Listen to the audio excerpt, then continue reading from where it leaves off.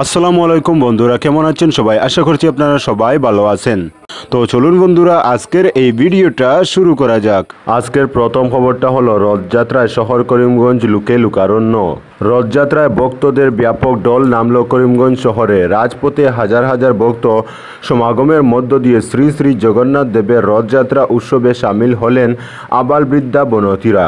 এদিকে রবিবার ছুটির দিনে জগন্নাথ দর্শন করতে উপচে পড়া বীর নামে শহরের রাজপথে। শহরের টাউন কালীবাড়ি, শিববাড়ি, শ্রী শ্রী রাধা মদনমোহন জিউ আখড়া, গাছকালীবাড়ি, কর্ণমধুর ইস্কন মন্দির, নিম্বার্ক আশ্রম, ভুবনেশ্বর সাধু ঠাকুর সেবা আশ্রম সহ নানা ধর্মীয় প্রতিষ্ঠানের জগন্নাথ মহাপ্রভু বলরাম ও দেবী সুভদ্রাকে নিয়ে সুসজ্জিত রথ শহরের প্রধান প্রধান সড়ক পরিক্রমা করে।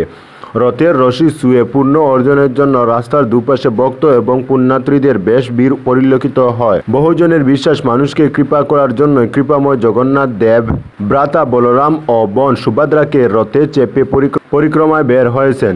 প্রভুকে একবার দর্শন করলেই মুক্তি লাভ হয়, আর রথের দড়ি টানলে বা রথ স্পর্শ করলে মহামোক্ষ লাভ হয়। বিশেষ করে শহরের টাউন কালীবাড়ি থেকে শম্ভুসাগর পার্ক অবধি সহস্রাধিক ভক্ত সমাগমে জনপ্লাবনে পরিণত হয়।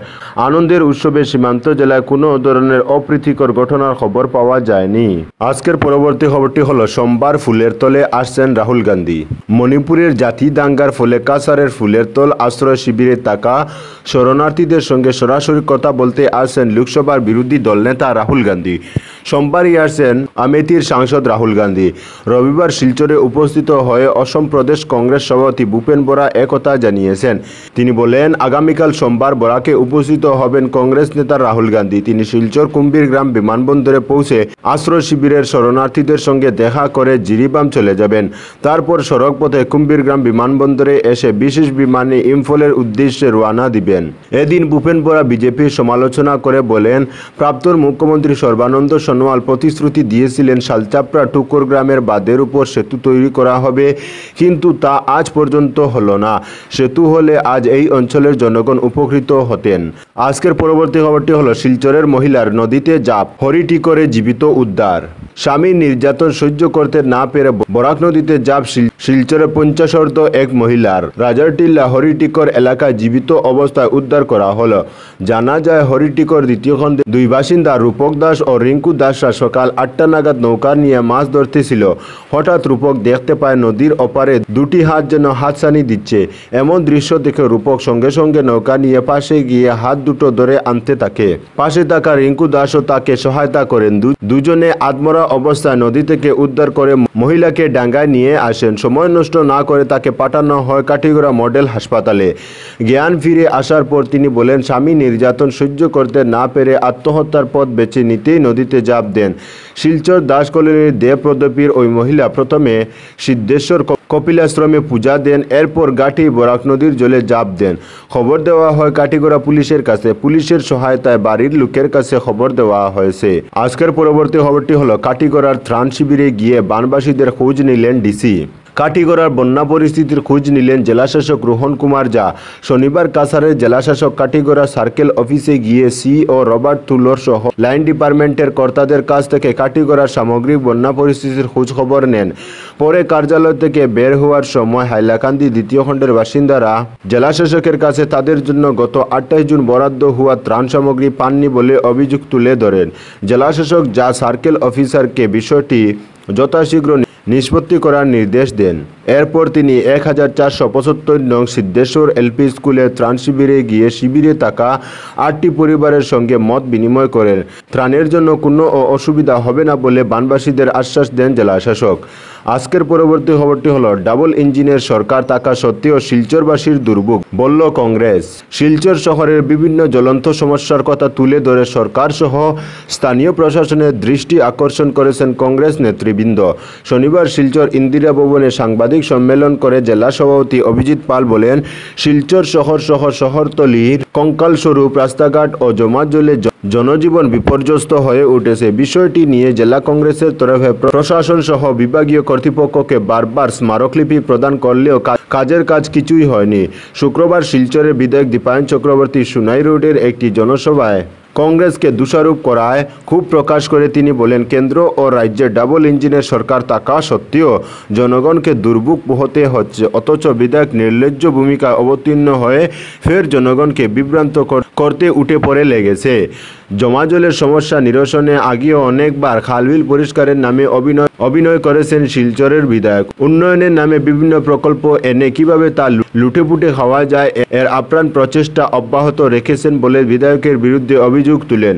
নিজের ব্যর্থতাকে লুকিয়ে কংগ্রেসের গায়ে দোষ চাপিয়ে দেওয়াটা শহরবাসী ভালোভাবেই বুঝতে পেরেছেন। বিগত 10 বছরের শহরের উন্নয়নে বিজেপি কি কাজ করেছে তার খতিয়ান জনসমক্ষে তুলে ধরার দাবি জানিয়েছেন অভিজিৎ বাবু। আজকের পরবর্তী খবরটি হলো হেরোইন বাজেয়াপ্ত, ধৃত এক। হেরোইন পাচারের পথে একজনকে পাকড়াও করল লক্ষ্মীপুর পুলিশ। ধৃত আব্দুল হান্নান বরবুইয়া জিরিগার থানা এলাকার উত্তর লালফানির বাসিন্দা। তার কাছ থেকে বাজেয়াপ্ত করা হয়েছে 16টি সাবান কেসে থাকা 188 গ্রাম হেরোইন। আব্দুল হান্নান কার কাছ থেকে হেরোইন নিয়ে আসে, কাকে পৌঁছে দিতে যাচ্ছিল, পুলিশ বর্তমানে এ নিয়ে খোঁজখবর চালাচ্ছে। আজকের পরবর্তী খবরটি হলো শিলচরে মণিপুরের প্রাক্তন মুখ্যমন্ত্রী অক্রম ইববি। রাহুল গান্ধীর সফরকে কেন্দ্র করে শিলচরে পৌঁছেছেন মণিপুরের প্রাক্তন মুখ্যমন্ত্রী তথা কংগ্রেস নেতা অক্রম ইববি সিং। সঙ্গে রয়েছেন মণিপুর কংগ্রেস কমিটির সভাপতি কে মেঘচন্দ্র সিং ও CWC সদস্য গাইখাঙ্গম গাংমো। রবিবার তারা জিরিবামের আশ্রয় শিবিরগুলো পরিদর্শন করে এসেছেন। কাছাড়ে প্রবেশ করার পর তাদের স্বাগত জানান শিলচর জেলা কংগ্রেস কমিটির পক্ষে সাধারণ সম্পাদক ডক্টর M শান্তিকুমার সিং। তিনি তাদের নিয়ে জিরিবামের যেগুলো আশ্রয় শিবিরে খুঁটিনাটি ব্যবস্থাগুলো দেখে আসেন। আজকের পরবর্তী খবরটি হলো গৌহাটিতে রাজগড়ে ড্রেন থেকে উদ্ধার শিশুর দেহ, ধারণা অবিনাশের। গৌহাটির রাজগড়ে এক শিশুর মৃতদেহ পাওয়া গেছে। মৃতদেহটি অবিনাশ সরকারের বলে ধারণা করা হচ্ছে। বৃহস্পতিবার রাতে জ্যোতিনগরে নর্দমায় পড়ে নিখোঁজ হন অবিনাশ সরকার। SDRF এবং NDRF দল অবিনাশ সরকারকে খুঁজছিল। সকালে অভিযান শুরু হয়। রাজগড়ে একটি নর্দমায় শিশুটির লাশ পাওয়া গেছে। লাশটি 7-8 বছরের এক শিশুর বলে শনাক্ত করা হয়েছে। নিহতের বাবা ও মা এখনো লাশ শনাক্ত করতে না পারলেও পরিবারের কয়েকজন সদস্যরা এটি তার বলে দাবি করেছেন। রাজগড় থেকে মৃতদেহ উদ্ধার করে GMCH পাঠানো হয়েছে। মৃতদেহ GMCH আছে কি না তা পরিবার নিশ্চিত করবে। তবে অবিনাশের লাশ না হলে উদ্ধার অভিযান চলবে বলে জানিয়েছে পুলিশ। আজকের পরবর্তী খবরটি হলো ভারী বৃষ্টি, ভেঙে পড়ল 6তলা ভবন, মৃত্যু 7 জনের। গুজরাটের সুরাটে বহুতল বিপর্যয়ে বাড়ল হতাহতের সংখ্যা। রবিবার ভোরে ধ্বংসস্তূপ থেকে 7 জনের মৃতদেহ উদ্ধার করে বিপর্যয় মোকাবেলা বাহিনী। এখনও ধ্বংসস্তূপের নিচে চাপা পড়ে আছেন একাধিক বাসিন্দা। শনিবার দুপুরে ভারী বৃষ্টির মাঝে সচিনপাল্লি গ্রামে একটি 6তলা ভবন হুড়মুড়িয়ে ভেঙে পড়ে। সেখানে 5টি পরিবার থাকত। কয়েকজন কর্মক্ষেত্রে ছিলেন, বাকিরা ঘুমন্ত অবস্থায় ফ্ল্যাটে ছিলেন। ভবনটি 2017 সালে নির্মিত হয়েছিল। তাতেই জীর্ণদশা হয়েছিল। নির্মাণে কোনো ত্রুটি ছিল কি না তা খতিয়ে দেখছে পুলিশ। সুরাটে দমকলের মুখ্য আধিকারিক বসন্ত পারেখ জানিয়েছেন, রাতভর জাতীয় ও রাজ্য বিপর্যয় মোকাবেলা বাহিনী উদ্ধার কাজ চালিয়েছে। ভোর 6টা পর্যন্ত ধ্বংসস্তূপ থেকে 7 জনের মৃতদেহ উদ্ধার করা হয়েছে। এখনও 5 জনের আটকে থাকার আশঙ্কা করা হচ্ছে। আহত অবস্থায় 15 জনকে হাসপাতালে ভর্তি করানো হয়েছিল। তো বন্ধুরা, আজকের জন্য এতটুকু। পরবর্তী কোনো নতুন ভিডিওতে দেখা হবে, তখন অবধি ধন্যবাদ।